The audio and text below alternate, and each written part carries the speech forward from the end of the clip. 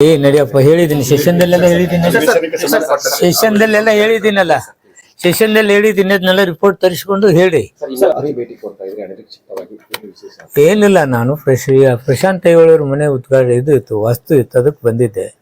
ಅದರಲ್ಲಿ ನಮ್ಮ ಗೆಳೆಯರ ಮನೆ ಇದು, ನಮ್ಮ ವಕೀಲರು ಇವರು ಸಂಬಂಧಿಕ, ನಮ್ಮ QD ವಕೀಲರು, ನಮ್ಮ ಬೆಳಗಲಿ ಡಾಕ್ಟ್ರು. ನಾವು ಟಿಫನ್ ಕರೆದಿದ್ರು, ಟಿಫನ್ ಮಾಡಿ ಹೊರಡ್ತಾ ಇದ್ದೀನಿ.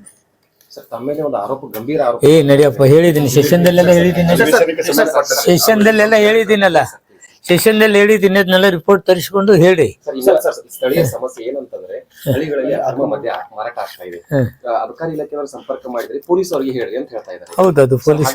ಈಗ ಅಬಕಾರಿ ಇಲಾಖೆ ಇರುವುದು ಅದನ್ನ ತಡೆಗಟ್ಟಲಿಕ್ಕೆ ಸರ್ ಕ್ರಮ. ಅಬಕಾರಿ ಇಲಾಖೆಯವರು ಮಾರ್ಕೆಟ್ ಮಾಡ್ತೀವಿ, ಅದು ಇಲ್ಲಿಗಲ್ ಆಗಿ ಎಲ್ಲಾದ್ರೂ ಕುಡಿತಿದ್ರೆ ಮಾಡ್ತಿದ್ರೆ ಪೊಲೀಸ್ ಡಿಪಾರ್ಟ್ಮೆಂಟ್ ಅದನ್ನ ತಡೆಗಟ್ತಾರೆ.